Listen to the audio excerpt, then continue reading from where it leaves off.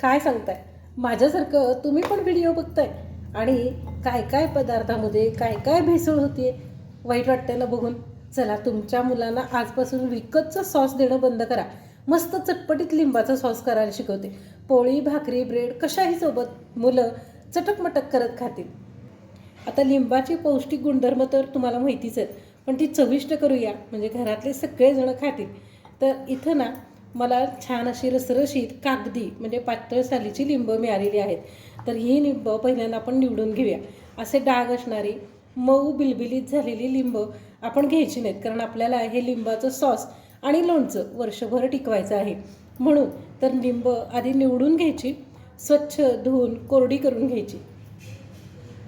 तर आता ही लिंब मी आधीच स्वच्छ धुवून ठेवली होती, धुवून चाळणीमध्ये निथळून ठेवली होती.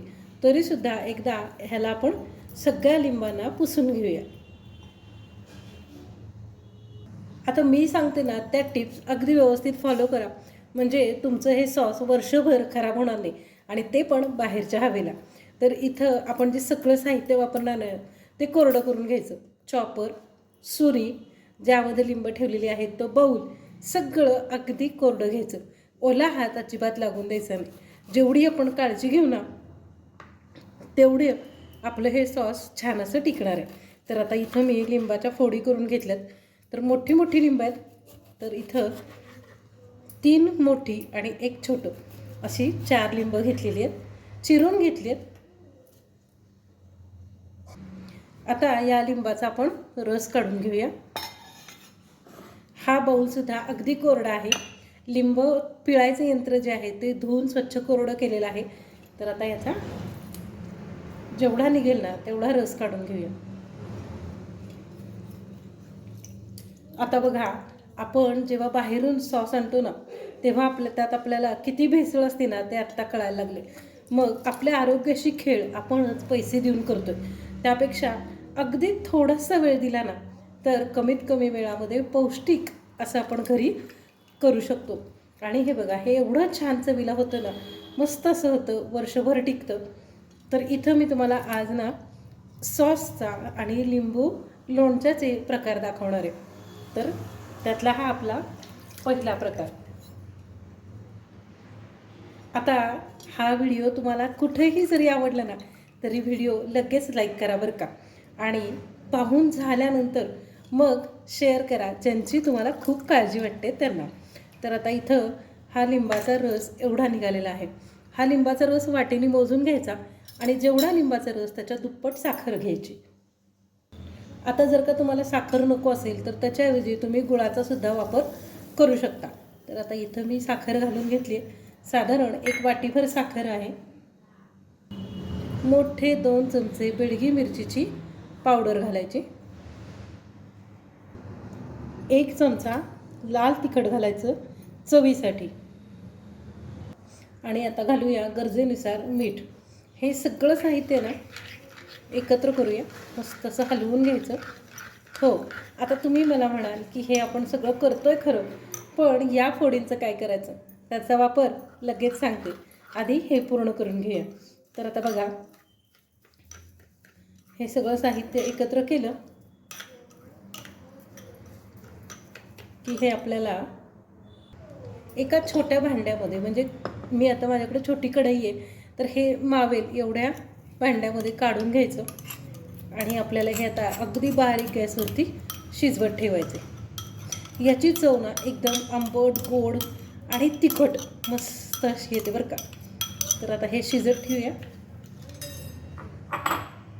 बारीक गॅसवरती सतत हलवत राहायचं. असं आपल्याला 5 मिनिटं तरी हे शिजवून घ्यायचं आहे. तर आता बघा, याला छान अशी उकळी आली. साखर विरघळे तोपर्यंत आपल्याला शिजवून घ्यायचं. रंग बघा, बेडगी मिरची पावडरमुळं आलेला हा रंग आहे. आणि आपण जी तिखटाची पावडर घातली ना त्याची चव छान येते. आंबट, गोड, तिखट मस्त असं तयार होतं. फक्त वर्षभर टिकवण्यासाठी एक टीप सांगते. तर आता पहिल्यांदा यातली आपण साखर विरघळून घेऊया. अजून बघा साखरेचे कण दिसत आहेत, म्हणजे साखर विरघळलेली नाही आहे. तर ती आधी छान अशी विरघळून घेऊया. तर आता बघा, साधारण 3 मिनिटं झाल्यानंतर हे छान असं शिजलं बघा. आता याला बुडबुडे आलेले आहेत. अजून आपल्याला हे छान मस्त असं शिजवून घ्यायचं आहे. आता मगाशी दिसणारी साखर जी आहे ना ती दिसायची कमी झालेली आहे. आता बघा मस्त असं हे शिजलेलं आहे बरं का. 4 मिनिटं होऊन गेलेली आहेत. 4 मिनिटानंतर ना अगदी जवळून बघा याला अशी तार यायला लागले. हे एक तारी झालं की नाही की गॅस पूर्ण बंद करायचा. म्हणजे हे आपलं जे सॉस आहे ना ते वर्षभर छान असं टिकतं. मात्र हे फार पुढं जाऊन देऊ नका. आणि ही जी स्टेप आहे ना ही परफेक्ट झाली पाहिजे. ही एकदा परफेक्ट झाली की तुमचं सॉस छान असं टिकतं. तर बघा असं चमचा बाजूला धरल्यानंतर एक तार येते. आता गॅस बंद करून पूर्ण थंड करायचं. आता या सॉसचा रंग आणि चव तुम्हीच बघून मला सांगणार आहात. रंग बघा किती छान आलं आहे आणि मस्त दाटसर असं हे सॉस तयार झालं आहे. आता हे गरम आहे म्हणून मी एका पसरट काचेच्या भांड्यामध्ये काढून घेतले. आता हे जेव्हा पूर्ण थंड होईल ना तेव्हा आपण याच्यावरती झाकण ठेवणार आहे. आणि हे बाहेरच्या हवेला 5 ते 6 महिने छान असं राहतं. आणि फ्रीजमध्ये ठेवलं तर एकदम वर्षभर मस्त असं टिकतं. तर आता अगदी जवळून बघा. तुम्ही पोळी, भाकरी, चपाती, ब्रेड कशाही सोबत हे खाऊ शकता. आहे की नाही मस्त अशी आयडिया. तर आता हे बाजूला ठेवूयात आणि या फोडींचं काय करायचं ना ते बघूया. हो, तुम्हाला याचा चिकटपणा दाखवायचा राहिला. हे बघा मस्त छान असं चिकट तयार झालेलं आहे. म्हणजे हे टिकण्यासाठी तयार झालं. आता या ज्या आपल्या वरच्या साली आहेत ना तर या सालीतलं पहिल्यांदा आपण बी काढून घेऊयात. तर आता बघा या ज्या निघालेल्या बिया आहेत ना या बिया कचऱ्यात फेकू नका. ह्या तुमच्या घराच्या मागच्या बाजूला किंवा कुंडीमध्ये जिथं जागा असेल ना तिथं मातीमध्ये पुरून टाका. याचं छान असं रोप येईल आणि पुढच्या वर्षी तुम्हाला लिंब विकत आणावी लागणार नाहीत. तर या बिया मी लावायसाठी बाजूला ठेवते. आणि आता एक मिक्सरचं भांडं घ्यायचं. त्यामध्ये ह्या लिंबाच्या ज्या वरच्या फोडी आहेत ना त्या घालून घ्यायच्या. आता या फोडींना थोडीशी कडवट चव असते. हे सगळ्यांनाच माहिती आहे. म्हणजे लिंबाची साल कडवट असते पण तोच कडवटपणा आरोग्यदायी असतो. मग काय करायचं तर यामध्येच चवीनुसार मीठ घालून घेऊयात आणि हे बारीक मिक्सरला फिरवून घेऊया. तर आता तुम्हाला सांगितल्याप्रमाणे याची चव जी आहे ना ती कडवट असते बरं का. तरीसुद्धा हे साल आरोग्यदायी असतं म्हणून आपण हे मिक्सरमधून काढून घेतले. तर हे फार बारीक करायच्या भानगडीत पडायचं नाही. थोडंसं ओबडधोबड राहिलं ना तरच याची चव छान येते. आता हा कडवटपणाच कमी करण्यासाठी आपण याच्यामध्ये गूळ घालून घेऊया. तर जेवढं इथं आपलं लिंबू क्रश तयार झालेलं आहे ना त्याच्या दुप्पट असा गूळ घालून घ्यायचा. आता हा गूळ मी बराच वेळ झाला खिसून ठेवला होता त्यामुळे थोडासा तो चिकटलेला आहे. आणि इथं मी सेंद्रिय गुळाचा वापर केला आहे. तर आता हा जो गूळ आहे ना तो छान असा हाताने चोळून याच्यामध्ये मिक्स करून घ्यायचा.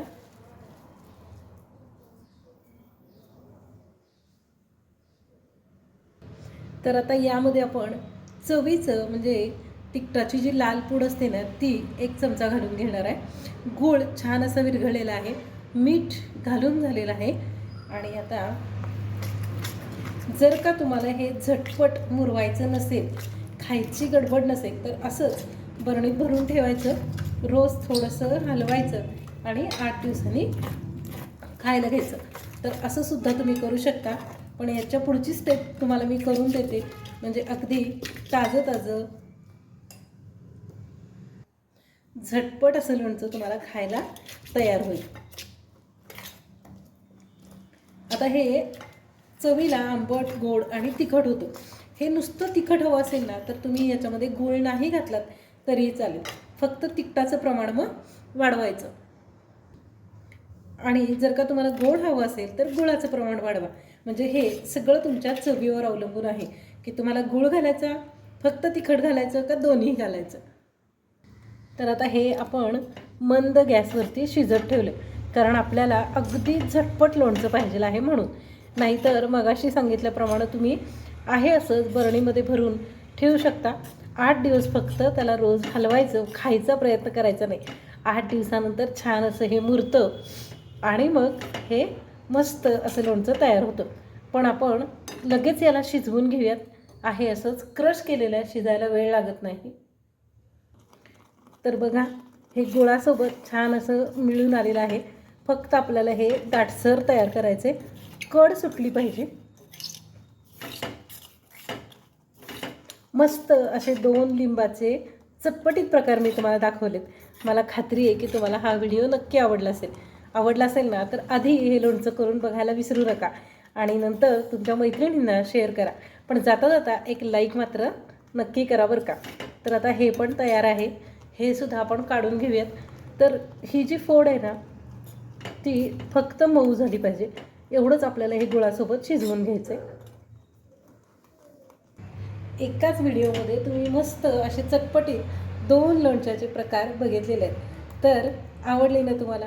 हे पण काढून घेऊयात, थंड करायचं आणि नंतरच याच्यावरती झाकण घालायचं. तर मला कमेंट करून सांगा की तुम्ही हे कशासोबत खाणार, म्हणजे चपाती, भाकरी, ब्रेड का मस्त गरम गरम वरण भातासोबत. तर चला, आणि महत्त्वाचं म्हणजे मला सांगा की पुढचा व्हिडिओ तुम्हाला कशाचा बघायला आवडेल, म्हणजे असं चटपटीत सॉस,